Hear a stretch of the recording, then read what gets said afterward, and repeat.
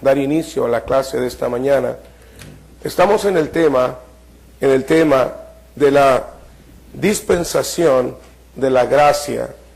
Dios ha estado tratando a través de los tiempos de diferentes maneras. Dios ha estado interviniendo en la vida del hombre de diferentes maneras a través de los tiempos.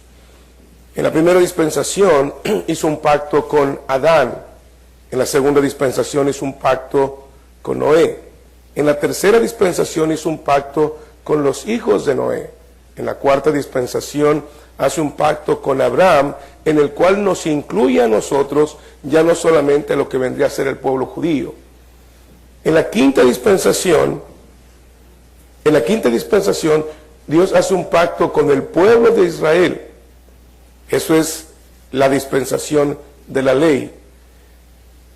Pero estamos ahora en la sexta dispensación, la dispensación de la gracia, donde el Señor hace un nuevo pacto, y ese pacto es con la iglesia. En la primera dispensación, Adán falló, Noé falló, los hijos de Noé fallaron, el propio Abraham falló, el pueblo de Israel falló. Y la iglesia, quedará un remanente que será fiel al Señor. Porque antes de que el Señor venga, viene la apostasía. ¿Qué es la apostasía? Es un tiempo donde los que dicen ser creyentes no reflejarán con su vida. Esa es una manera de apostatar. Apostatar significa negar la fe, y existen dos maneras de negarla. Una es decir que Dios no existe y negar su obra en el mundo. Pero la otra manera es decir que Dios existe y que está haciendo algo en el mundo, pero que yo no estoy interesado en hacerlo. Eso es apostasía. Cuando yo veo lo que la Biblia dice y decido hacer lo que yo quiero, cuando yo decido hacer lo que a mí me parece mejor, eso es una apostasía. Alguien me dijo una vez, ¿se requiere solamente la Biblia para entender la voluntad de Dios? Digo, claro que sí, la Biblia es suficiente para dirigir en cada área de la vida del individuo de una manera correcta. Él me dice cómo debo de ser yo como empleador, cómo debo de ser con mis empleados. Me dice, al que es empleado le dice cómo debe de ser con su empleador. Al que es esposo le dice cómo ser esposo, a la esposa de igual manera, a los hijos de igual manera. Él habla del orden. Cuando escribí el libro Entendiendo el Manual del Fabricante, lo hice con esa intención. Porque la gente ha convertido la Biblia en un libro de religión, de dogmas. Y la Biblia es un manual en el cual me indica cómo yo puedo vivir una vida de acuerdo al estándar de Dios. Y ahí es donde ha fallado la iglesia. Hoy tenemos un sinnúmero, y vamos a ver hoy la historia. Hoy estamos hablando de cómo inicia la iglesia. En el libro de los Hechos, capítulo número 2, casi todos nos vamos. Si yo les pregunto ahorita, ¿qué pasa en Hechos capítulo 2? ¿Qué me contestarían ustedes? Pero antes de ello vamos a orar y dejar este tiempo en manos de nuestro Dios. Amado Señor, sería imposible entender tu palabra si no es por la guianza y la dirección de tu Espíritu Santo. Por lo cual en esta mañana humildemente venimos ante ti para pedirte que en tu misericordia tomes, Padre eterno, nuestras mentes, nuestros corazones, y que tu Espíritu Santo ilumine en ellos tu palabra. Ayúdanos, Dios, a entenderla, pero más a ajustarnos a ella para practicarla. En el nombre precioso de Cristo te lo pedimos. Amén. La primera cosa que tenemos que entender con la Escritura es que la Biblia es autoritaria, es absoluta. La Biblia es un absoluto, o sea, es la palabra de Dios. Ayer, saben que no puedo hablar, pero sí puedo escribir. Entonces, alguien me preguntaba si era suficiente la Escritura, y le envié muchas citas bíblicas escritas, y le digo, sí, es suficiente. todo lo que tenga que ver con doctrina, todo lo que tenga que ver con praxis o práctica de la iglesia, está ahí registrado. Le decía a esta persona, la Biblia es un mensaje de amor de Dios para el hombre. La Biblia es un mensaje de amor de Dios para el hombre. Ese mensaje a veces incluye correcciones. ¿Cuántos de aquí aman a sus hijos? ¿Cuántos de ustedes les han dado consejos a sus hijos? ¿Y cuántos de ustedes han llorado porque sus hijos no han obedecido los consejos? Así es con Dios, así es con el Señor.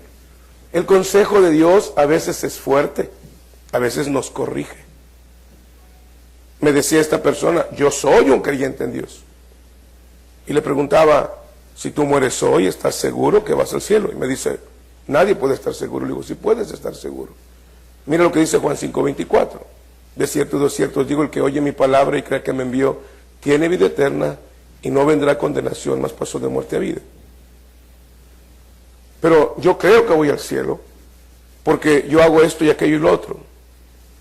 Y le digo, te quiero preguntar algo.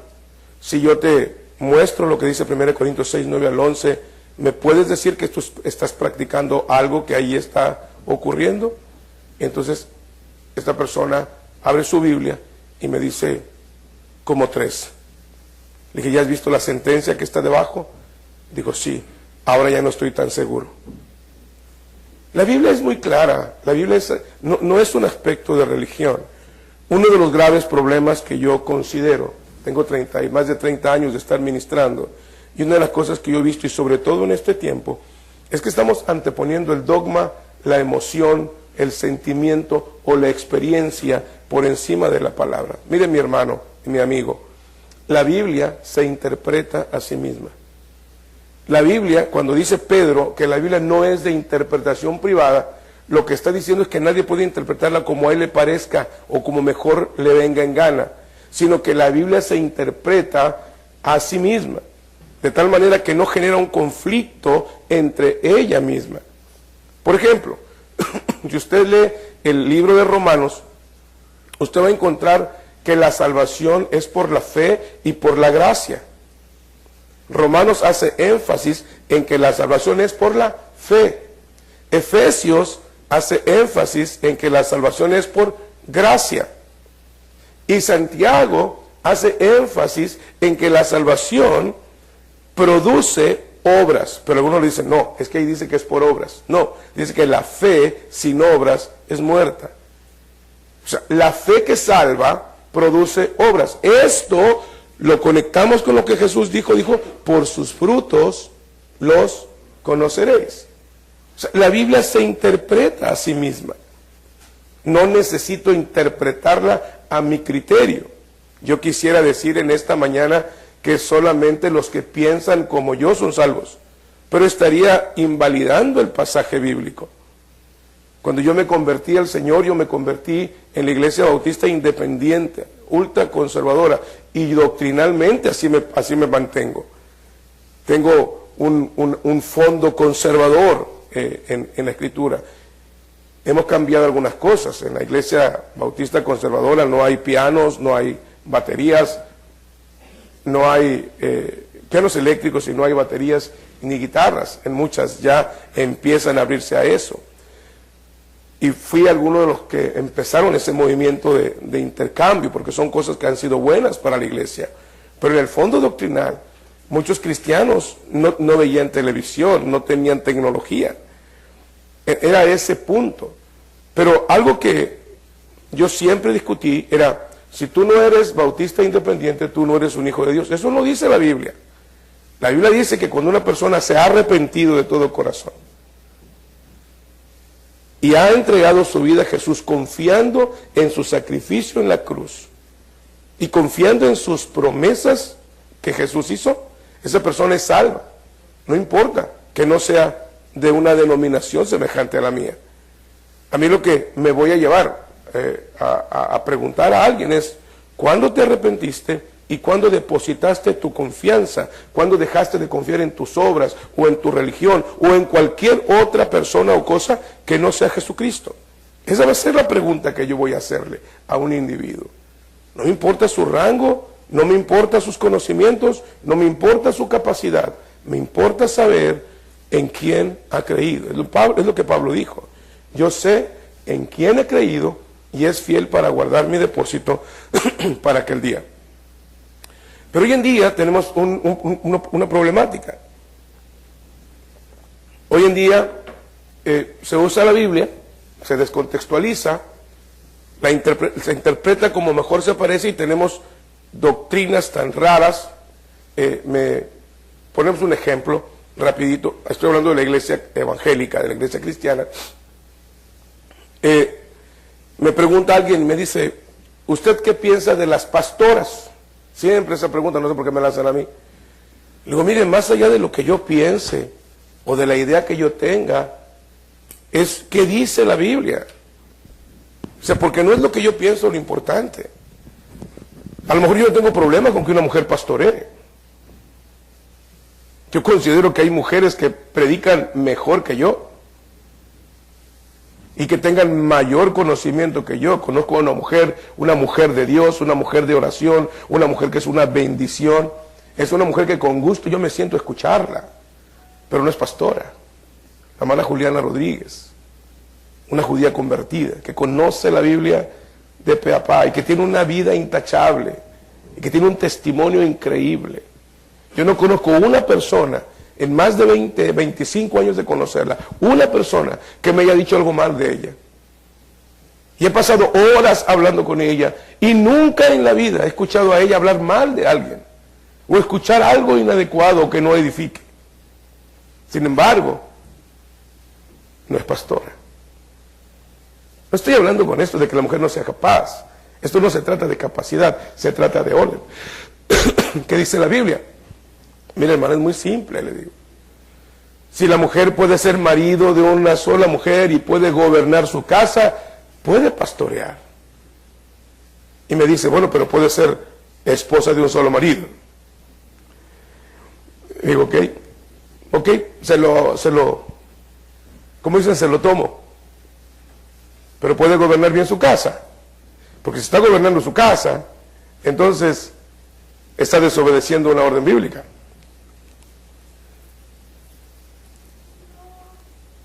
¿Sí o no? Porque en la Biblia dice que la cabeza del hogar es el hombre. A quien ordena el Señor, a quien llamó, cuando Adán y Eva pecaron, a quien llamó fue Adán, no llamó a Eva, llamó a Adán. Y Dios demanda a los varones, como líderes de su casa, a responder por ello. Las hermanas que dicen, bueno, los que no tenemos marido, ¿qué? Pues a usted le toca doble. Entonces, ¿yo sí puedo pastorear? No. Porque no puede ser marido de una sola mujer. Y si usted es marido de una sola mujer, usted entra en Romanos 1, donde dice que cambiando el uso natural, cambiaron el uso de hombre con mujer, a hombre con hombre o mujer con mujer, y es un pecado. Es tan simple como eso. La Biblia no se contradice. La Biblia da dirección exacta. Miren, es como manejar un carro.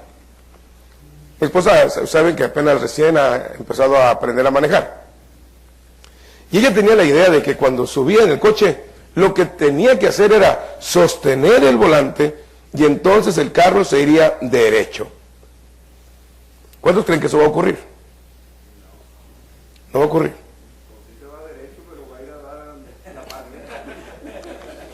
Ya después le expliqué a mi esposa, le digo, no, mi amor, mira, lo que pasa es que el volante arriba tiene un fierro que se llama sinfín, que va a un brazo que se llama pitman, que va sujetado a unas cosas que se llaman horquillas o barras transversales, que luego en las barras transversales tienen unas cositas que se llaman rótulas, que sostienen un muñón, que sostienen un disco, que sostienen unas llantas que dan vuelta, y todo eso es una estructura, de tal manera que tú tienes que ir cuidando para que no se te vaya desviando el coche. Esa es la Biblia.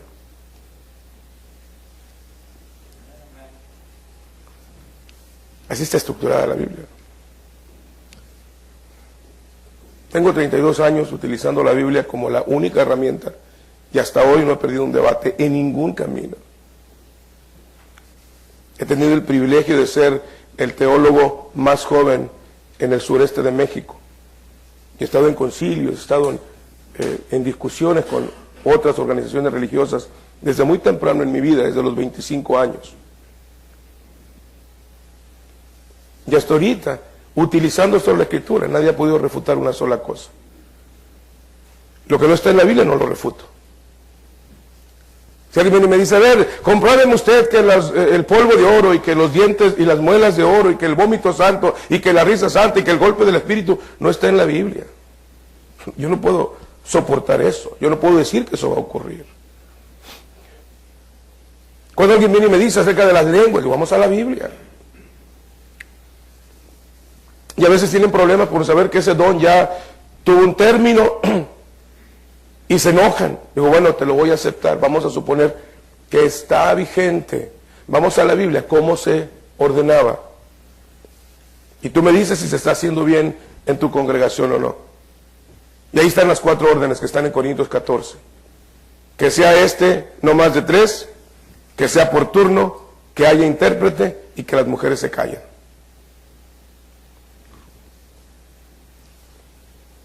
Y le pregunto, ¿se cumple? Yo sé que no. Todos hablan al mismo tiempo, nadie interpreta. ¿Sí o no? Y las que más hablan son mujeres. Y de repente, no, pero es que usted está poniéndole obstáculos al Espíritu Santo. Yo no puse obstáculos al Espíritu Santo. ¿Quién inspiró la Biblia?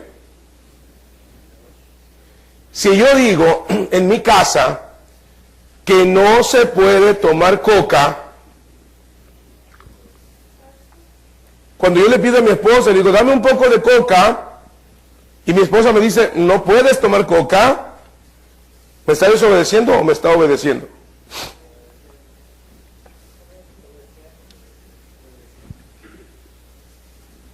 ¿Si me la da o no me la da? Le pido coca y me trae un vaso de agua. Entonces ella está quebrantando mi voluntad. No, está sujetándose a una regla que se puso en casa. Es como la regla de los varones, ¿verdad, hermano? El que llega tarde trae el pan. Así que tú ya vienes tarde, tráete la bolsa de pan porque te tocó. Es regla. El otro día me dice Demetrio, ¿por qué llegaste con las conchas? Le digo, porque llegué tarde. El pastor no está exento de la regla, de su propia regla. ¿Sí me estoy explicando? Así es la Escritura es simple. El problema es que nos queremos complicar. El problema que tenemos se llama dogmatismo. ¿Qué es dogmatismo? El dogmatismo es pretender hacer que la Biblia diga lo que yo creo.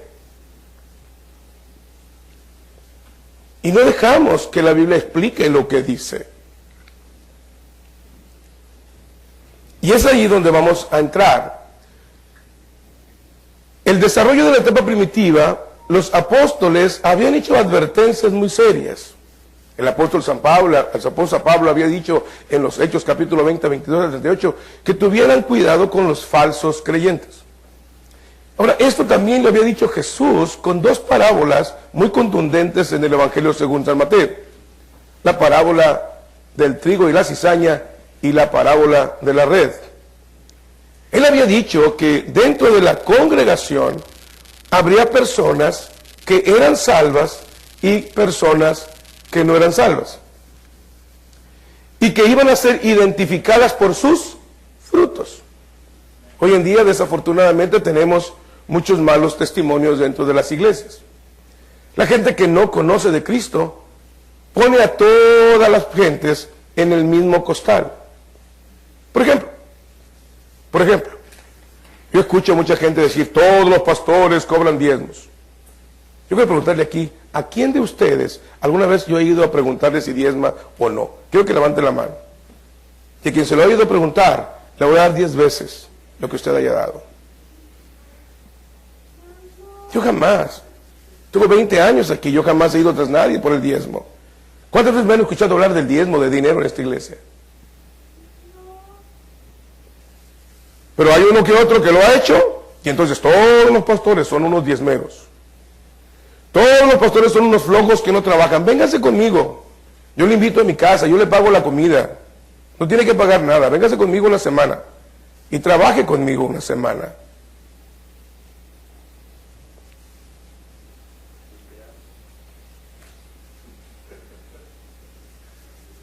Pero como unos lo hacen, todos lo hacemos.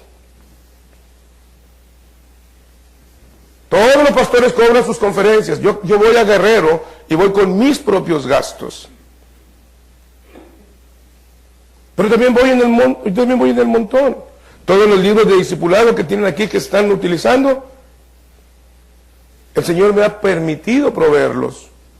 Y no se cobra un solo peso por ellos. Si ustedes los compran en internet, le cuestan $25 cada uno. Pero el Señor me ha permitido tener también mi acceso con mi trabajo y mi negocio, gracias al Señor. El problema es que dogmáticamente nosotros tenemos una idea de algo y entonces la generalizamos. Por eso Pablo dice, habrá falsos creyentes. Sus frutos van a determinarlo. Ahora volviendo al plano de la iglesia. Cuando una persona que está asistiendo a una iglesia está blasfemando, o está insultando, o está tomando, o está golpeando a la esposa o al esposo, porque también golpean al revés, o están dando mal testimonio, o andan en bailes, o andan en antros, andan en todo eso, y entonces la gente los mira y dice, todos son unos hipócritas. ¿Y sabe qué? Hay creyentes fieles al Señor. Falsos creyentes. También Pablo dice en Romanos 12 que hay que tener cuidado con las ideas que empezamos a meter en nuestra cabeza. Y esto es real hasta el día de hoy. Mire, esto de la ideología de género es una idea que se fue permeando en la gente y se fue permeando en la memoria de la gente, y ahora hay un problema con eso. Pablo dice que los creyentes deben examinar, y Pablo lo menciona, llevando todo pensamiento cautivo a Cristo. Cualquier pensamiento que viene a mi cabeza de algo que debiera ser, yo debo de llevarlo y investigarlo en la palabra de Dios si es correcto o no. Yo le decía a los muchachos el domingo antepasado en el grupo de jóvenes a las 4 de la tarde, les decía, chavos, ustedes el primer pensamiento que tienen cuando viene una chava que está bien bonita, ustedes dicen, le hablo de Cristo, la convierto y la hago mi novia. ¿Sí o no? Y eso es un error muy común. ¿A poco no? No, que sea tu papá, te no vas a decir nada, ¿verdad? Pero esa es la idea muy común. A ver, ¿cuántos hicimos eso alguna vez? Mentirosos. Yo tuve el privilegio, mi primera novia fue mi esposa y ya éramos creyentes los dos. Quizás es la razón por la cual Dios nos ha bendecido por más de 30 años estar viviendo juntos. A veces no tan revueltos, pero juntos siempre. Agradezco por su paciencia que ha tenido conmigo. Soy una persona bastante difícil. Y mi trabajo lo es aún más. Pero uno tiene que tener cuidado con las ideas. ¿Qué pasa cuando un creyente empieza a pensar en el divorcio? Empieza a verlo como una posibilidad. Cuando ese pensamiento viene a mi cabeza, me voy a Romanos capítulo 7 y dice que el hombre está unido a su mujer hasta que se muera. Y matarla también es pecado. Y empiezo a ordenar mis ideas a la luz de la palabra.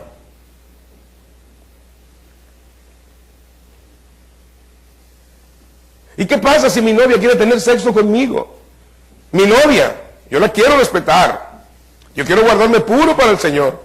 Pero mi novia quiere tener sexo conmigo. ¿Qué debo hacer? Huir de la fornicación. O sea, Dios nos dice, cuida tus pensamientos. También dice, tengan cuidado, cuiden la conducta. 1 Corintios 6, del 1 al 11, de lo que hablábamos. No se junten con ninguno que llamándose hermano. Yo no puedo pedirle a una persona que no es cristiana, yo no puedo pedirle que actúe como cristiana. Yo no puedo pedirle a una persona que no es cristiana que actúe como cristiana. Y es un error que cometemos los creyentes. Le hablamos a nuestros familiares que están metidos en drogas, que están metidos en el alcohol, que están metidos en ese tipo de vicios, y queremos que cambien. Ellos no van a cambiar. El Señor es el que puede cambiarlos. A usted lo cambió el Señor. Muchos dicen que somos los pastores, hasta esas Hasta esos milagritos nos cargan, ¿no? No, es que el pastor les lava la cabeza. No, lo que hace el Señor es lavar el corazón y dar una vida nueva, como lo hizo con nosotros. Mire, le voy a explicar qué somos los pastores. ¿Qué es usted? Somos miserables heridos, recibidos a misericordia, curados por el Señor, y lo anunciamos como el médico de médicos. Eso soy yo. Eso es usted. Pero tenemos que entender esto, cuidar la conducta. Pablo advierte a la iglesia, cuiden la conducta, porque esto es lo que iba a degenerar en una apostasía. Cuarto, el apóstol Pablo dice, cuiden la doctrina. El otro día tocan a la puerta de la casa y eran dos personas, ya sabes quiénes son, ¿verdad? Los testigos de Jehová, o los atalayas, como se les conoce comúnmente. Y me dicen, es que estamos predicando el Evangelio. Le digo, oh sí, ¿y me puede decir qué es el Evangelio? Pues el Evangelio es predicar las buenas nuevas. Bueno, ¿y qué son las buenas nuevas? El Evangelio. ¿Pero qué es el Evangelio? Pues predicar las buenas nuevas, por eso, ¿pero qué son las buenas nuevas? El Evangelio. ¿Pero qué es el Evangelio? Pues dije, mire, déjame decirle lo que es el Evangelio. Tomó la Biblia, 1 Corintios capítulo 15, versículos 1 y 2, dice, mire, les declaro, hermanos, el Evangelio que os he predicado, que Cristo murió por nuestros pecados, que fue sepultado conforme a las Escrituras y que resucitó. Y entonces ahora quien les compartió el Evangelio a ellos fui yo. Muchos dicen, es que es bien difícil hablar con las gentes. No, no es difícil si usted conoce la Biblia. El problema es que a veces los cristianos no estudian su Biblia. Cuando mucho la leen. Y él dice, pastor, ¿no es lo mismo? No, no es lo mismo. No es lo mismo estudiar a leer. Jesús dijo, escudriñad las Escrituras, analízalas. Los de Berea analizaban todo lo que escuchaban, y yo se los pido a ustedes, lo que escuchan de mí como su pastor, váyanse a su casa, analice, por eso tenemos un montón de citas, analícelos, y llegue a la conclusión que eso no es palabra del pastor, sino es palabra de Dios. Lo que me dijo esta persona ayer, me manda un correo y me dice, contra esto no puedo luchar porque es palabra de Dios. Bendito sea el Señor. Una cosa más que Pablo advierte es mantengan el objetivo. En 2 Corintios capítulo 4, versículo 7 al capítulo 5, versículo 10, Pablo habla del sufrimiento de la iglesia. Una de las cosas que son bien comunes en la iglesia y sobre todo en grupos liberales o en grupos carismáticos es que el cristiano nunca debe de sufrir. Es común escuchar predicadores carismáticos decir, no, tú debes de estar siempre para arriba, y tú siempre victoria, y tú siempre, tú debes de tener siempre dinero, y debes de tener todo a la mano, y tú no debes de tener problemas porque estás caminando con el Señor. Se olvidan de una enseñanza importante. En Juan capítulo 16, por ejemplo, Jesús dice, en el mundo tendréis... ¿Sabe dónde será esa vida de gozo y de paz por la eternidad? En el cielo. Pero en el mundo tendremos aflicción. Es más, Jesús cuando estaba caminando rumbo a la cruz, Él dijo, si esto hacen con el árbol, ¿qué no harán con las ramas? Si a mí me han perseguido, a ustedes también los van a perseguir. Y en Juan 16 dice que llegará el día en que cuando el que los mate, diga que lo hace para el Señor. Y en el siglo XVI muchos creyentes murieron bajo la Inquisición en México, por ejemplo. Muchos no conocen la historia cómo ingresó la Biblia a México, porque estaba prohibido tener una Biblia, y quien la tenía eran quemados vivos, y lo hacían en el nombre de Dios.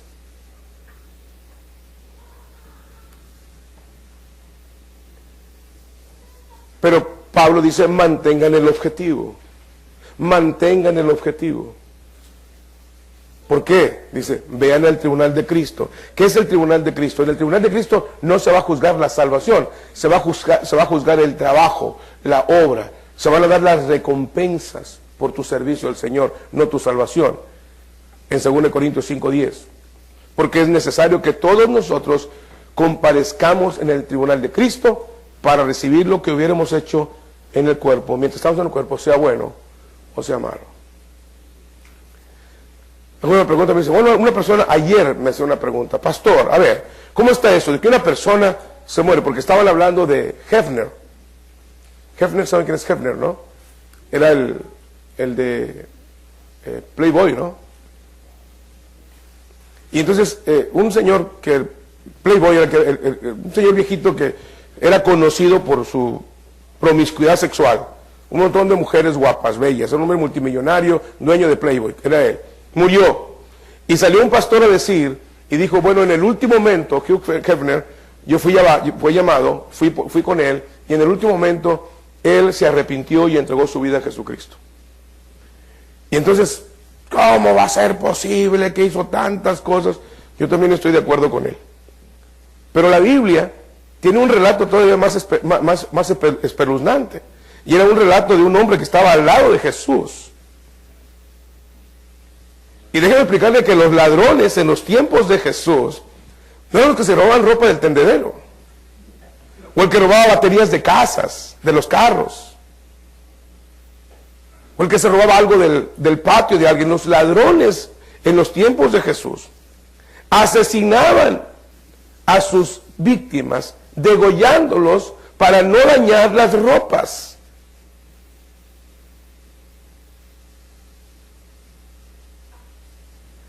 Eran asesinos. Barrabás era un asesino. Personas que andaban en las calles robando, matando para quitar las posesiones, y la gente se defendía. Y ahí estaba ese ladrón en la cruz. Y momentos antes, ese ladrón también había estado insultando a Jesús. Pero en un punto, algo ocurre en su corazón y voltea y le dice al otro, ya cállate. Nosotros estamos aquí porque lo merecen nuestros hechos. Ningún mal hizo. Y mira, esta declaración es muy importante. ¿Por qué estaba Jesús en la cruz? Jesús estaba en la cruz porque él había dicho que era el Hijo de Dios. Esa fue la razón por la cual los judíos lo entregaron a los romanos, quienes lo llevaron a la cruz, porque los judíos no podían matarlo. Si los judíos hubiesen matado a Jesús, lo hubieran matado a pedradas, porque era la forma como los judíos aplicaban la ley. Pero no podían aplicar la ley judía, entonces tuvieron que llevarlo a los romanos, y los romanos lo mandan a la cruz. Y lo mandan a la cruz por la acusación de los judíos de que había dicho blasfemia, porque había dicho que era hijo de Dios haciéndose igual a Dios. Esa es la importancia de entender esto. Cuando este hombre dice, ningún mal hizo, está diciendo lo que dijo es verdad. Es el Hijo de Dios. Y luego se voltea a Jesús y le dice, Señor, acuérdate de mí cuando vengas en tu reino. Otra implicación ahí es, Señor, yo sé que tú no te vas a quedar aquí, sino que como lo has dicho, vas a resucitar. Mire, ni los apóstoles lo habían entendido. Y el ladrón en la cruz ahí es iluminado de parte del Señor para que lo pueda entender. Porque mire, el único que puede iluminar a una persona para ser salvo es el Espíritu Santo, no es el pastor. Es la palabra la que va a formar, es la palabra la que forma la iglesia. Él sabe quiénes van a responder a la salvación y quiénes no van a responder nunca. Así es que usted no se desespere por eso. Hábleles a todos. Insístales a todos, pero entienda que no todos van a entender. Y aquel hombre dijo, acuérdate de mí cuando vengas en tu reino. Y es maravillosa la respuesta de Jesús. Jesús no le dijo, bueno, mira, te bajas, te vas y bautizas, guardas toda la ley, guardas todos los mandamientos, te aprendes todo esto, aquello y lo otro, y entonces vamos a ver. No, dice, de cierto te digo que hoy estarás conmigo en el paraíso.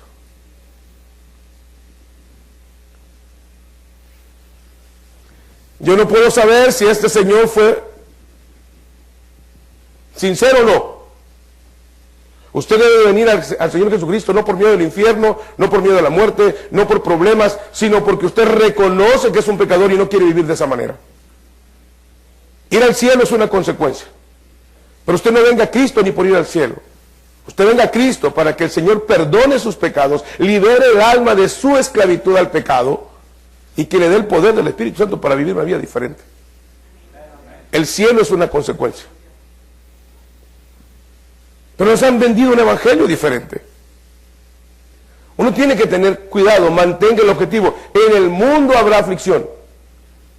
La iglesia será perseguida. Y hubo un momento donde la iglesia estaba perseguida por la iglesia oficial, por la organización religiosa oficial, estaba perseguida por las sectas paganas, estaba perseguida por el protestantismo en un momento y estaba perseguida por el Estado en otro. El remanente, la iglesia primitiva. Morían por cientos en el Coliseo. Y aún así, para el primer siglo, la mitad del imperio romano había sido alcanzado para la gloria de Cristo. Mantenían el objetivo. Pablo decía, para mí el vivir es Cristo y el morir es ganancia. Pablo decía cuando iba rumbo a Roma, dispuesto estoy no solamente a ser atado, sino a ser muerto. Mantenía el objetivo. No estaba condicionado su obediencia al Señor porque le fuera bien. De repente nos empieza a ir mal en la vida y enfermamos. Acabo de pasar un caso conmigo, acabo de pasar algo fuerte con mi columna vertebral. Y yo le decía a mi esposa, ¿qué haces? Ahora sí, como dijera Pablo, ¿qué haces contristándome el corazón? Ya hay sillas de ruedas y con motor, ¿cuál es el problema? Preocúpate cuando me dé parálisis cerebral y que no puedo hablar. No podré hacer lo que más amo, que es enseñar la palabra. Esa sí sería una terrible tragedia. Estaba más asustado cuando estaba perdiendo mi voz. Y por la gracia del Señor, por un milagro obrado en esta congregación, por la oración de ustedes, mi columna vertebral otra vez se alineó. Ahora estoy con limitaciones, pero yo creo, le digo a mi esposa que ya quiero ir mañana al médico espero que me diga, ya estás listo. Para volver a cargar a Lichi otra vez. ¿Cómo te has portado? No, ya por eso no le pregunto.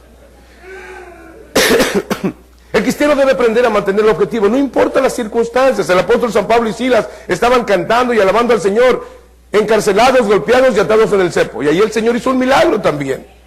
Mi hermano, cuando hay consecuencias difíciles, espere un milagro del Señor. Me dijo un hermano, y se lo agradezco mucho, pastor, no tembló porque usted estaba aquí. Dije, no tembló porque Dios cuida a su pueblo.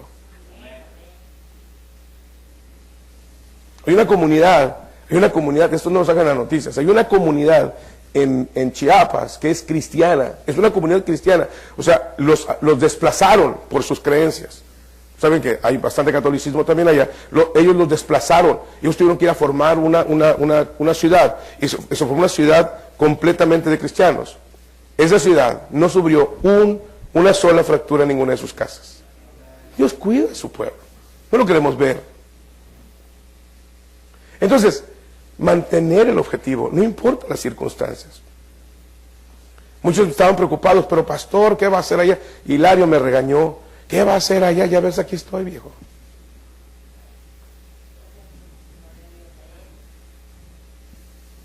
Si el Señor hoy me manda a Siria, voy a ir a Siria. Sin ningún problema. Nosotros solamente somos siervos. Es lo que somos. No somos valientes. No estamos aquí de qué valiente. No. Somos siervos. Somos instrumentos. Sustituibles. Es lo que somos.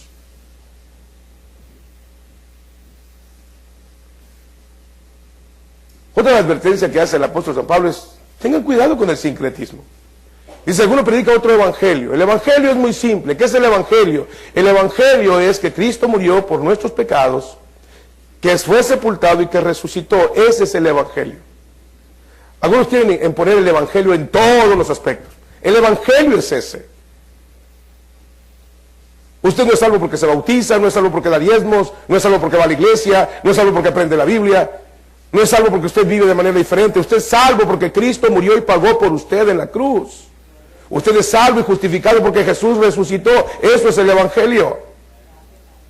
Y el poder del Espíritu Santo vino a su vida en el momento que usted se arrepintió y puso su confianza en Jesús. Eso dice Efesios 1:13. En él también vosotros, habiendo oído la verdad, el evangelio de vuestra salvación, y habiendo creído en él, fuisteis sellados con el Espíritu Santo de la promesa.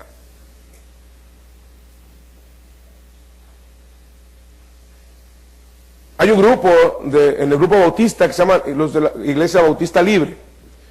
Ellos dicen, bueno, tú eres libre albedrío. Si tú quieres ser salvo, eres salvo. Tú entregas tu vida a Cristo y eres salvo, pero tú puedes decidir cuando ya no quieres ser salvo. Le digo, qué bobería. ¡Qué bobería! Imagínense ustedes a Sebastián diciéndole a mi hijo, Obed, ya no eres mi papá. Y entonces dice Obed, bueno, Rodrigo, ya no eres mi papá. Y entonces yo me voy con mi papá y le digo, Nicasio, ya no eres mi papá. Ya lo arreglamos. ¿Y qué hacemos con el ADN? Oh, perdón, estoy en Estados Unidos, con el DNA.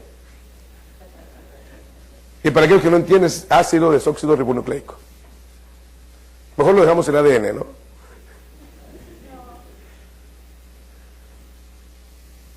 De repente empiezan a aparecer nuevos evangelios. Por ejemplo, el nuevo evangelio que se menciona en Gálatas, es en Gálatas ahí, es que habían llegado los judaizantes que dijeron, bueno, para que usted sea salvo, usted tiene, aparte de arrepentirse y entregar su vida a Cristo, primero tiene que circuncidarse a los varones en la torre. Qué bueno que el Señor fue misericordioso con nosotros.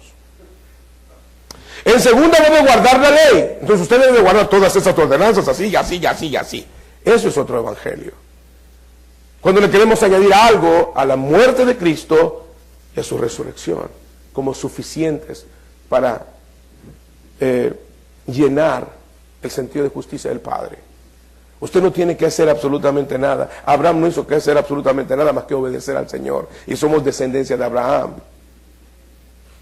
La muerte de Cristo en la cruz es suficiente si hay arrepentimiento y hay una fe genuina. Y esa fe genuina y ese arrepentimiento se manifiestan en un cambio radical en su vida. Esa es la realidad del Evangelio. Si usted dice que se arrepintió y entregó su vida a Cristo y anda tomando y maldiciendo y haciendo lo que le pega la gana, usted no es salvo, porque su arrepentimiento no fue genuino y probablemente su fe tampoco.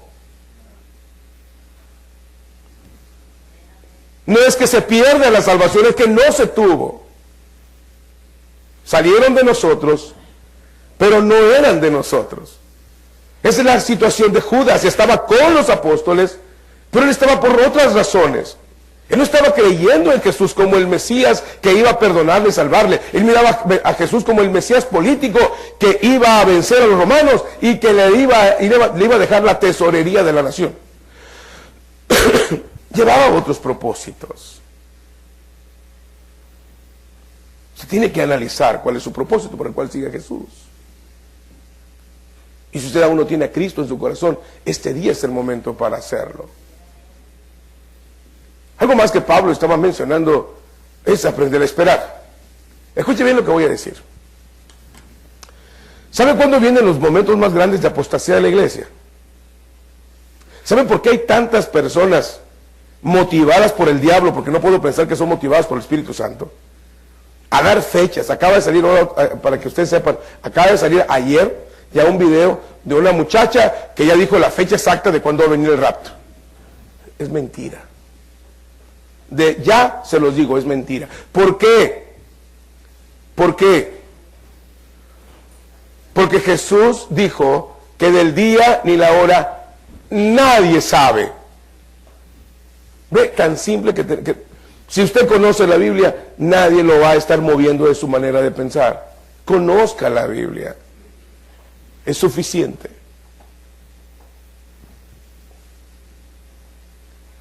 Lo que más provoca apostasías y desánimos en la fe de muchos son aquellos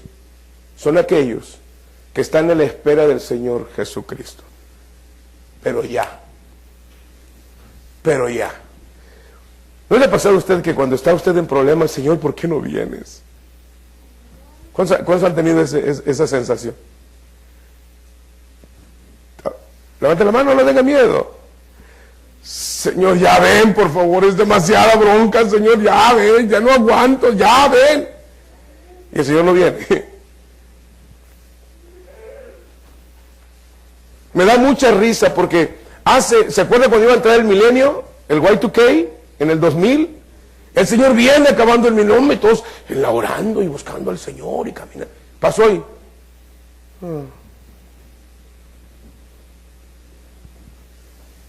Y luego otro que el 16 de septiembre, no sé por qué siempre escogen las fechas mexicanas, ¿no? Que el 16 de septiembre viene el Señor y todos llenando las iglesias, amén, aleluya. Pasó el 16, Ahora el 23 de septiembre, ¿no? Que la alineación y me dicen los hermanos, hermano, ¿se va a quedar usted en el hotel hoy? El 23, le digo, sí, hermano, ¿por qué? Es que hoy va a venir un mega terremoto, porque el Señor viene. Y hermano, ¿cuál es mi preocupación? ¿De dónde usted me va a levantar?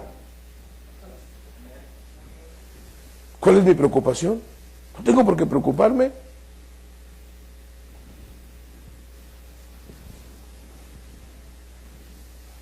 Me dice la recepcionista, yo estaba en el tercer piso, y me dice, oiga pastor, ¿usted se duerme con pijama? Pues iba a decir, ¿qué le importa? ¿No? Yo me duermo como me dé la gana. Iba a decirle, sí, pero no le dije. Le digo, sí, me duermo con pijama, ¿por qué? Se lo iba a recomendar. Le digo, ¿por qué? Por si tiembla. Le digo, ¿usted cree que la pijama me va a proteger contra un temblor? Dice, no, para que tenga tiempo de correr. Le dije, ¿usted cree que cuando estoy dormido voy a tener tiempo de correr? Y voy a bajar casi 20 metros lo más rápidamente posible antes de que se desplome el edificio. No, yo no me voy a dormir pensando en eso. Mire, lo que usted debe hacer es entregar su vida a Cristo. Porque mire, cuando yo me muera, yo iré a la presencia de Dios. Pero si usted se muere y no tiene Cristo, usted va a ir al infierno inmediatamente. Y se quedó. Así es que mire, en vez de estar preocupada por si me voy a morir en el terremoto, preocúpese usted, que yo esta noche voy a dormir a pata tirante. En paz me acostaré y así mismo dormiré, porque solo tú, Jehová, me haces vivir confiado. Y mi esposa estaba ahí, es que hay un huracán, y es que el huracán, y es que el 23, ya no estés poniéndome gorro. Mira, si el Señor dice a través de la línea de aviones que puedo volar, voy a volar. Es señal de que debo irme. Y el Señor dice, no, se cancelaron los vuelos, no voy. Y se acabó el problema y no va a haber drama. Y voy en el tiempo de Dios. Y justo en ese momento me mandan un correo electrónico. Está listo su pase de abordar en su vuelo tal. Dije, mira, voy a ir. Y miren, fui y sobreviví a un fin del mundo. Aquí estoy. Pero esto provoca, hermanos, problema en muchos que esperan ya ve, el Señor vino. ¿Por qué cree usted que 2 de Pedro capítulo 3 verso 9 fue escrito? Mire lo que dice 2 de Pedro 3, 9. A ver, alguien lo lee, por favor.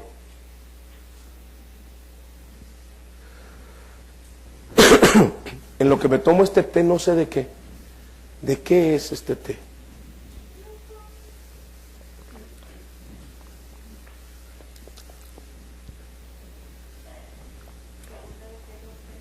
Sí. El Señor no retarda su promesa, según algunos la tienen por tardanza, sino que es paciente para con nosotros, no queriendo que ninguno perezca, sino que todos procedan al arrepentimiento. ¿Para que no? ¿Qué dice? ¿Qué dice? ¿Lo lees de nuevo? Ok. El Señor no retarda su promesa, según algunos lo tienen por tardanza, sino que es paciente para con nosotros, no queriendo que ninguno, ni uno solo se perezca, sino que todos procedan al arrepentimiento. Mire bien lo que está pasando. Y escuche bien esto para que usted aprenda. El Señor va a venir, escuche por favor, el Señor va a venir cuando entre la última persona que ha de ser salva. De ahí la razón de que la iglesia debe de estar predicando el Evangelio a toda criatura en todas partes. Porque a lo mejor nos toca el ticket premiado. A lo mejor me toca a mí, que esté predicándole a alguien que es la última persona, pero se entrega a Cristo y en ese momento nos vamos. Así es que en vez de estar esperando y desesperando, póngase a trabajar. Viva para Dios. Dé un buen testimonio. Ore por los perdidos. No pelee con ellos, ore por ellos. Y predíqueles el evangelio. Señor pastor, no primero le predicamos, no. Primero viva para Dios. Que su vida refleje.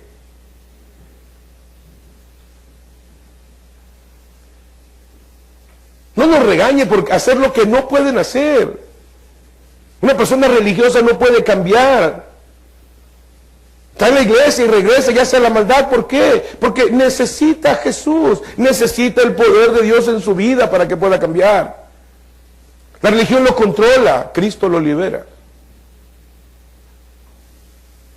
Ore por ellos, que Dios tenga misericordia.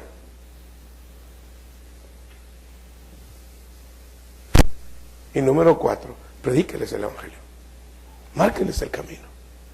Se van a enojar, no van a querer, no importa. El Señor en su tiempo va a hacerlo. Ya les compartí la semana antepasada el caso del hermano Retana, hermano Mar.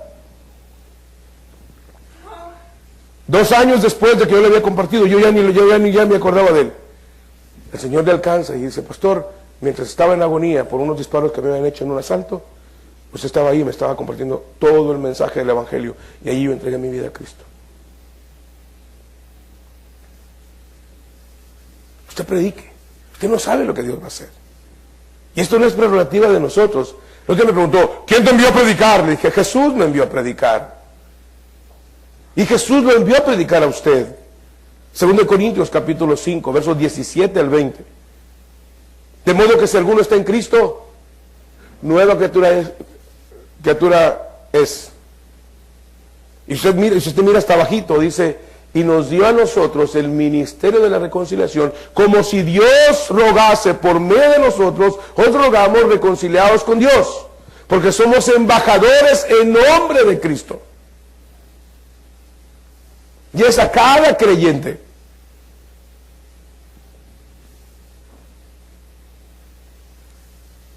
Por eso hoy no hay sacerdocio levítico.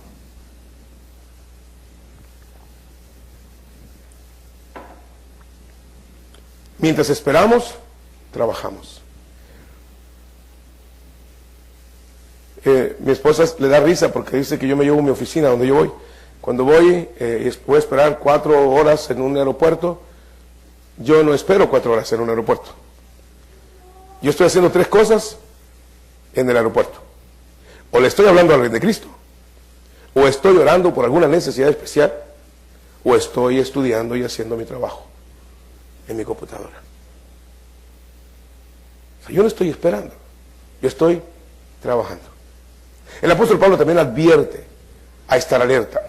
A estar alerta, ¿por qué? Capítulo 4, verso 1, dice, porque habrá hombres amadores de sí mismos.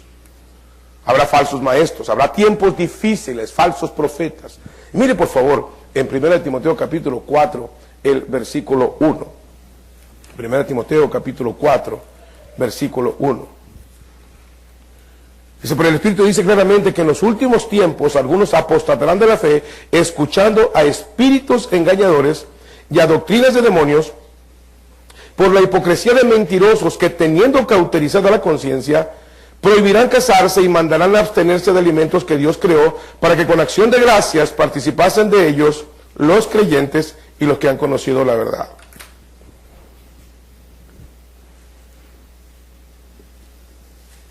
Estar alerta. Conozca la Biblia, conozca su fe para poder compartirla. También del apóstol San Pablo. Después de esto ya tenemos todas las advertencias del apóstol San Pablo. Esto es lo que componía la doctrina de los apóstoles. Luego tenemos al apóstol Pedro. El apóstol Pedro da algunas recomendaciones también. Y vamos a encontrarlo rapidito. En 1 de Pedro capítulo 2, versículo 1 al 8, y del 11 al 16, dice, manténganse en la palabra. Es muy fácil desviarse de la palabra. Es muy fácil desviarse por las emociones, por los sentimientos o por los dogmas. Otra vez, ¿qué es un dogma? Es una creencia personal que yo tengo acerca de algo. Mire, por ejemplo,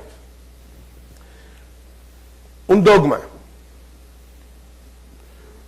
que había en la Iglesia Bautista Independiente es que si tú no eras bautista, no eras un hijo de Dios. Ese es un dogma, eso no dice la Biblia. Estoy hablando de una Iglesia Bautista, eso no dice la Biblia. La Biblia dice, mas a todos los que le recibieron, a los que creen en su nombre, les dio el derecho de ser hechos hijos de Dios. Un dogma es que todos son hijos de Dios. No es cierto. Juan 1:12 lo refuta. Todos somos creación de Dios, pero solamente podemos ser hijos de Dios después de que nos arrepentimos y entregamos nuestra vida a Jesucristo. Por eso Juan dice, ahora somos hijos de Dios. Pero antes de ello somos creación de Dios. En Efesios capítulo 2 dice, en aquel tiempo estabais sin Cristo, sin Dios y sin esperanza en el mundo. Necesitamos a Jesús para ser hijos de Dios. Muchas veces es el dogma lo que nos está manteniendo, cuando lo que debe de ser es la palabra. Miren por favor, en 1 de Pedro capítulo 2, versículo 1 al 8. 1 de Pedro capítulo 2, versículo 1 al 8. Dice, desechando pues toda malicia. ¿Qué es la malicia?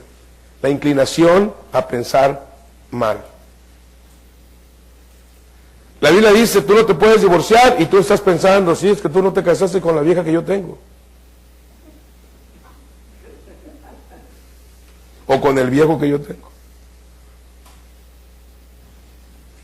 Es malicia. Lo cierto es que tú lo escogiste. Fue tu decisión. No buscaste la dirección de Dios. Tú escogiste. Yo le digo a mis dos hijas, no escojan ustedes. Son malísimas para escoger ustedes. Dejen que Dios le traiga el que tiene que ser. Yo no escogí. Yo dije, Señor, dame la esposa que tú tengas para mí. Yo decidí en mi corazón que yo no iba a tener novia hasta que pensara en casarme. Y cuando yo ya me casé, yo me iba a casar, ya tenía mi terreno, ya tenía mi casita. Y tenía mi trabajo. Y por lo menos colchas nos sobraban. No habré comprado comedor y estufa, pero compré cama.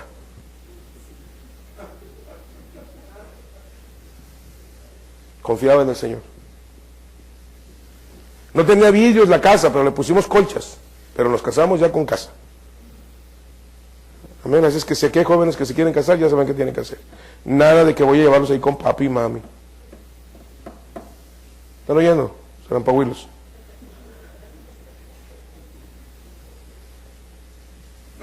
Y están oyendo los papás también. Pobrecito, va a batallar. ¿Y usted qué? ¿Usted no batalló? Sí. Júchala. Aguas, porque ya está ahí está Eli. Ten cuidado. Desechando pues toda malicia, todo engaño, porque a veces nos estamos engañando nosotros mismos. Queremos ver otra cosa. Queremos ver lo que nosotros queremos. Disciplina a su hijo, denle unos varazos. Ay, no, pastor, se va a traumar. Mis 3 hijos sabían que había una regla en la casa. Había 2 reglas. ¿Obedecen? ¿O se van? Era clara la regla. Mi hijo mayor me dijo un día, papá, ¿hasta cuándo debo de obedecerte? Le dije, mientras vivas en mi casa y estés equivocado. Respetarme toda tu vida. Pero a veces queremos engañarnos nosotros. ¿Qué dice la Biblia? Que debemos respetar a nuestros padres. Pero a veces nos engañamos. Decimos, no, ¿por qué debo respetarles si yo ya estoy grande? Yo estoy más fuerte que él, gano más que él, tengo más conocimientos que él, porque yo fui a la universidad y él no, es un burro. Sí, pero fue un burro para trabajar también y darte comer cuando tú no podías hacerlo. Que respétalo. O atente a las consecuencias, porque es el único mandamiento con promesa en la Biblia. Y él dice, ¿Quieres que te vaya bien? Respeta a tus papás. Hipocresía. Porque a veces estamos viendo algo aquí y eso es la hipocresía. Saber que ahí está y yo lo hago. Saber que yo sé que no debo de hacerlo y lo hago. Esto era lo que acusaba Jesús a los fariseos. Dice, ustedes hacen las cosas no por ignorancia, saben que no deben de hacerlo, pero lo hacen. Tú sabes que no debes estar tomando, tú sabes que no debes estar maldiciendo, tú sabes que no debes estar mintiendo, tú sabes que no debes estar robando y lo estás haciendo. Eso es hipocresía, aun cuando dices ser un creyente. Por eso Pedro dice, hay que desecharlo. Cuando viene a mi cabeza, no debo hacerlo. ¿Qué más? Envidias. ¿Cuántas cosas hacemos por envidia? Servir por envidia. El apóstol Pablo hablaba, muchos predican a Cristo, dice, por contienda, para añadir dolor a mis prisiones, dice Pablo. Pero Pablo decía, pero sea por bien o por mal, el evangelio es predicado, a mí qué me importa. Ellos son los que están batallando. No hagan las cosas por envidia. Haz las cosas porque amas a Dios. Dice, y todas las detracciones. ¿Qué significa detracción? Todo el intento de echar para atrás a alguien. Alguien me dice, estoy buscando a Dios. Digo, sigue buscándole. Oye, pero es que está en esta denominación. Sigue buscándole. El que busca a Dios lo va a encontrar. Y va a recomponer el camino. No te preocupes. El Espíritu Santo va a tomar a los que son de Él y los va a sacar de donde esté y los va a poner en el camino correcto. No te preocupes por eso.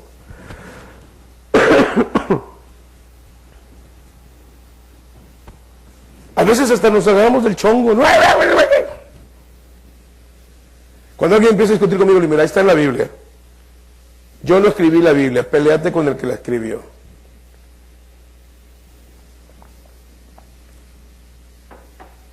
Me dijo el otro día un muchacho, pues yo no creo en nada de lo que dice la Biblia. Yo no creo en Dios, yo no creo en nada. Le dije, mira, déjame decirte algo. Si tú te mueres no creyendo en Dios, no creyendo en Jesús, no creyendo en el cielo, no creyendo en el infierno, no creyendo en bendiciones, te mueres y nada de eso hay, no perdiste nada.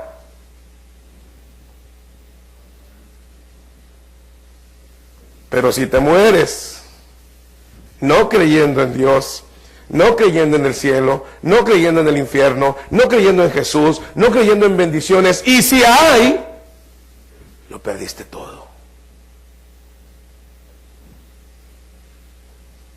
Se me queda viendo y dice, nunca lo había pensado.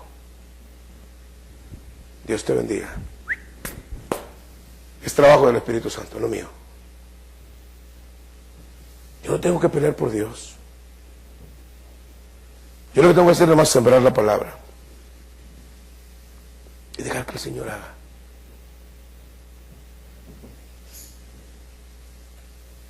Y esto lo aprendí de mi pastor. Yo era un testigo de Jehová, simbolizado. Él no discutió conmigo.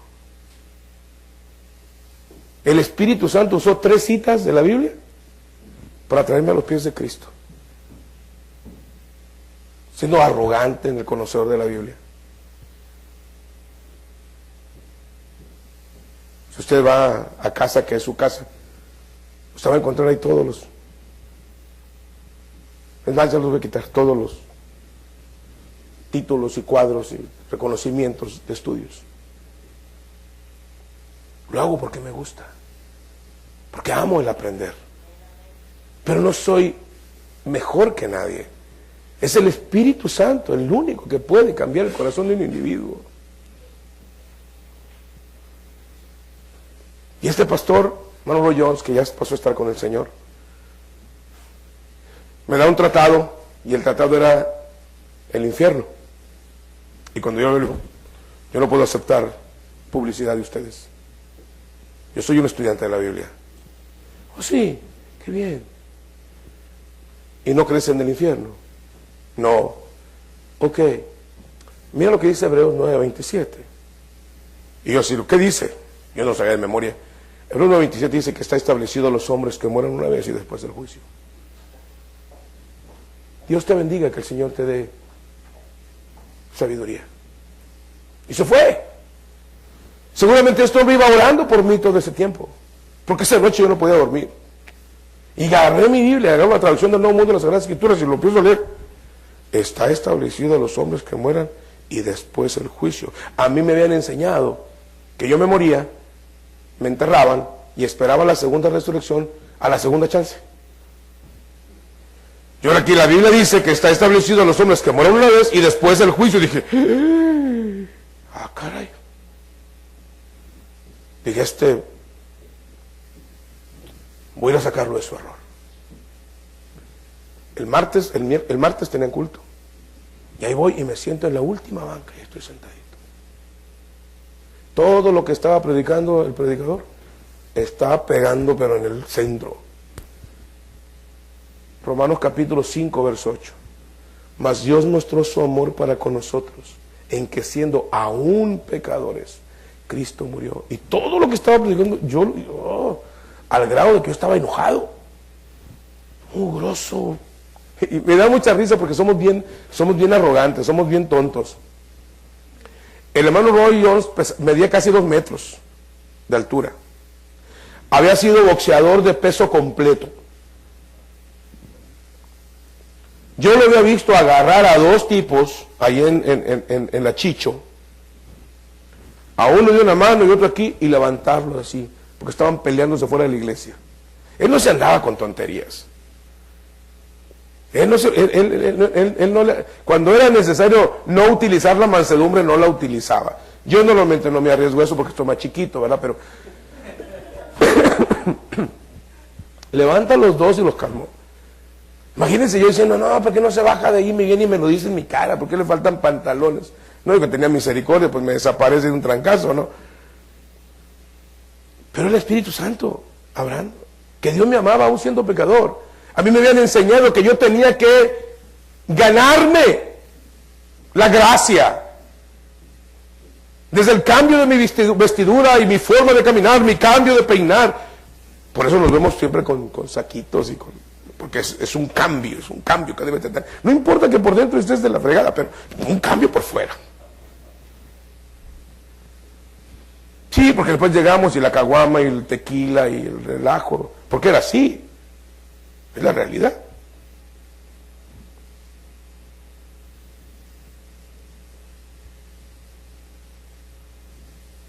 El domingo dije voy a ir, pero le dije a mi raza, porque yo tenía un grupo, éramos pandilleros. Vamos a ir todos. Ahí los llevo todos. Vamos a ir todos. Y cuando yo les dé la orden, vamos a agarrar a pedradas a ese tipo. Ese día yo creo que el hermano Roy se quedó emocionado porque trajo como 40 personas al culto.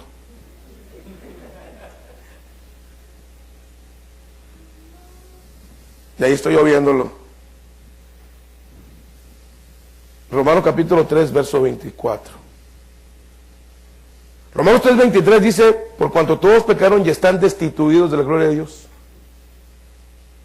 Pero luego dice, siendo justificados gratuitamente por su gracia, mediante la redención que es en Cristo Jesús. Yo llevaba mi Biblia de la traducción del Nuevo Mundo de las Sagradas Escrituras y la abro y dice, siendo declarados justos sin costo alguno de nuestra parte, por el rescate pagado por Jesús en el madero. A mí me habían enseñado que yo tenía que ganarme la salvación y había que andar precursando 2 horas diarias por 60. Yo había visto a mi madre hacer penitencias en la religión oficial, en el catolicismo. Yo tenía la idea igual también de que había que ganarse. Yo cantaba la bamba. Para subir al cielo se necesita una escalera grande y otra chiquita. Esa es la filosofía. La escalera grande es Jesús, la escalera chiquita son tus obras. ¡No! El apóstol Pablo dice, concluimos pues que el hombre es justificado por la fe sin las obras de la ley. No hay obras que tú puedas hacer para que Dios pueda salvarte. Yendo al Antiguo Testamento, Isaías 53 dice que si bien todas nuestras justicias son como suciedad y todas nuestras obras como trapos de inmundicia.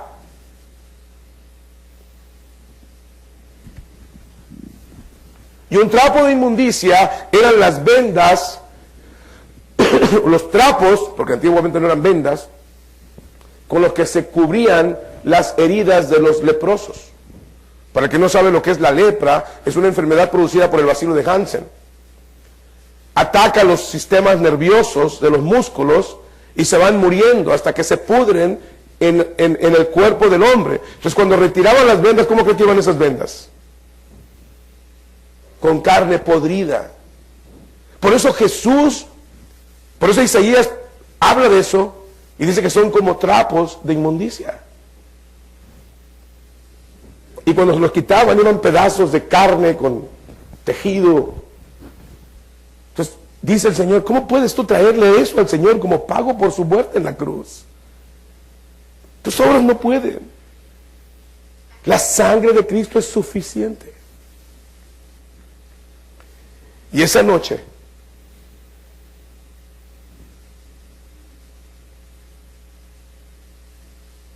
cuando iba listo para apedrear a aquel siervo,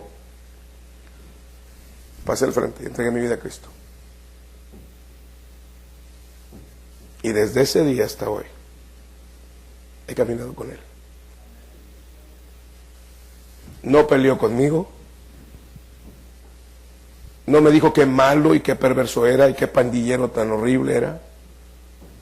No me recordó todas las cosas malas que yo había hecho.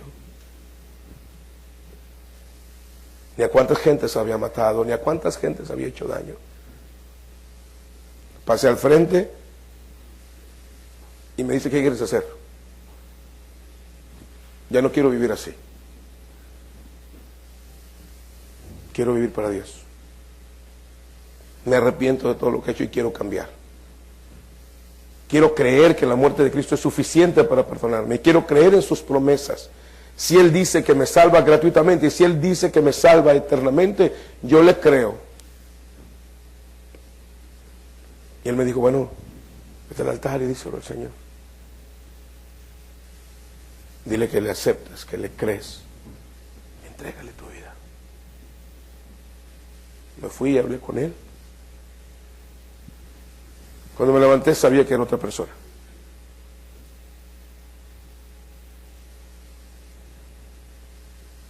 Un año y medio después estaba predicando mi primer mensaje en una colonia llena de pandilleros y 6 pandilleros vinieron a los pies de Cristo. Entonces entendí que el Señor me había llamado al ministerio.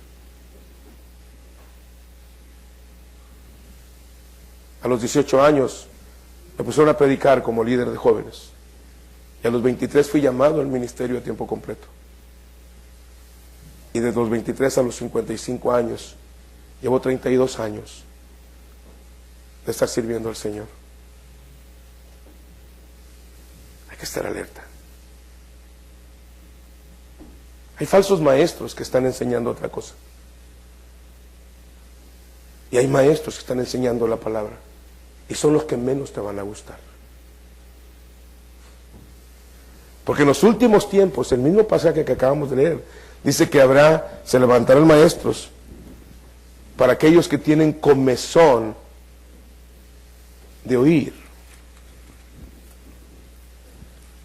El apóstol Pablo advierte en 1 Timoteo 4:1, dice, el Espíritu dice claramente, ya está hablando de eso. Si usted va hasta el capítulo 5, versículo 4, capítulo 4, versículo 13, dice, entre tanto que voy, ocúpate en la lectura, la exhortación y la enseñanza.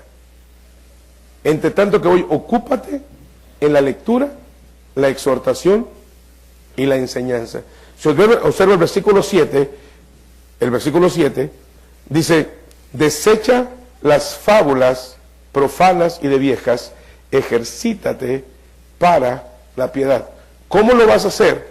Versículo 13, ocúpate en la lectura, la exhortación y la enseñanza. ¿Para qué? Verso 16, Dice, ten cuidado de ti mismo y de qué. 4:16. ¿Entienden? Ten cuidado de ti mismo y de la doctrina. Está alerta. Está alerta, dice el apóstol Pablo. Y el apóstol Pedro dice, manténganse en la palabra. Otra vez, 1 Pedro capítulo 2. Dice, verso 2, desead como niños, 1 Pedro 2:2, ¿lo tiene? Desead como niños recién nacidos, ¿qué cosa? Vamos a ver, ¿cuántos han tenido niños aquí? Cuando tu hijo quiere leche, tú le traes una botella de coca, de Coca-Cola, ¿sí? No van a confundir, de Coca-Cola, y el niño la tira. El niño quiere leche. Tú le pones un video de su película favorita, pero el niño quiere leche. Le das un fajo de billetes de $100, pero el niño quiere leche. Por eso Pablo dice, deseen como niños recién nacidos. O sea, es la palabra. Si algo hice en mi conversión, cuando el Señor trajo mi vida en la salvación, lo que yo empecé es a estudiar la palabra, estudiar la palabra, estudiar la palabra. Y lo que me decían, lo analizaba en la palabra, y lo escudriñaba en la palabra, y lo buscaba en la palabra, lo escuchaba, pero lo analizaba, lo escuchaba, y veía, y le di preeminencia a la palabra. Eso es lo que te va a hacer crecer. Por eso Pedro dice, manténganse en la palabra. Mire, desead, verso 2, como niños recién nacidos, la leche espiritual no adulterada, ¿para qué? Para que por ella, ¿qué? Crezcáis para salvación. Lo que te va a hacer crecer es la palabra, no las ideas o las emociones, es la palabra. Hoy en día, las iglesias están dirigiéndose hacia las emociones y están dejando la palabra. Hoy en día tenemos performance, shows extraordinarios en las iglesias. Qué bueno, gracias al Señor. El problema es que no están usándolo para sembrar la palabra. Estamos diciéndole a la gente lo que quiere escuchar. Y los predicadores estamos para decir lo que necesitan escuchar. Y mira el verso 3. Una evidencia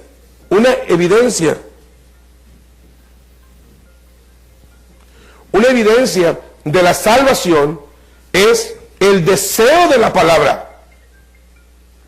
Si tú dices que te entregaste a Cristo y tu vida no ha cambiado y no tienes un hambre de la palabra, cuidado. Porque nota lo que dice Pedro. Dice, si es que habéis gustado la benignidad del Señor. Es una evidencia de que tu salvación está en ti, es genuina. Es que tú amas la palabra. Verso 4, acercándoos a él, piedra viva. Esto es muy interesante porque algunos dicen que era Pedro, la piedra. Pero ya hablaremos de eso en las siguientes predicaciones. Acercándoos a él, a Jesús, piedra viva, desechada ciertamente por los hombres, mas para Dios escogida y preciosa. Vosotros también, como piedras vivas, ser edificados como casa espiritual y sacerdocio santo, para ofrecer sacrificios espirituales aceptables a Dios por medio de Jesucristo. Por lo cual también contiene la escritura, he aquí pongo en Sion la principal piedra del ángulo, escogida, preciosa, y el que creyere en él no será avergonzado. Para vosotros pues los que creéis, él es precioso, pero para los que no creen, la piedra que los edificadores desecharon ha venido a ser la cabeza del ángulo, y piedra de tropiezo, y roca que hace caer, porque tropiezan ¿con qué? En la palabra, siendo desobedientes, a lo cual fueron también destinados. Pablo dice, manténganse en la palabra. Cualquier cosa que venga, usted diga, ¿está en la palabra? Vamos a revisarlo, vamos a analizarlo. A ver, demuéstrenme que está en la palabra y vamos a hacerlo.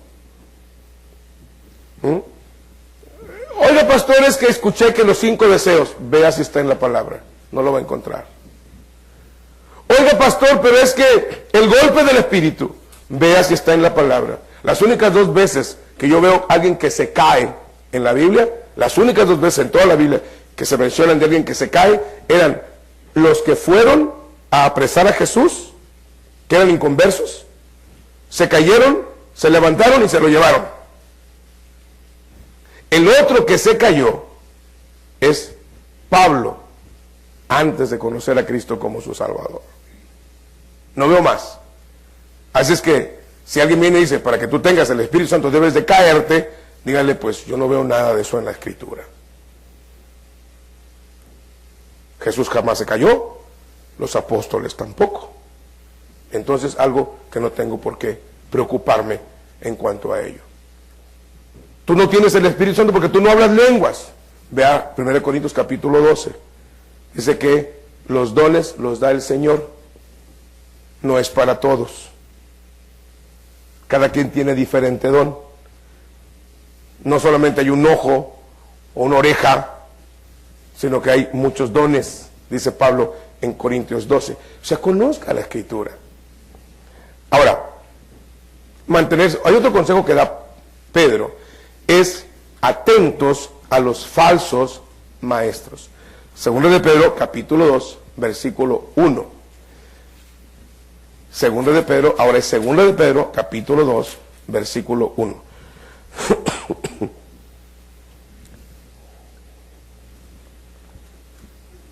Y con esto vamos a concluir para después continuar con los siguientes.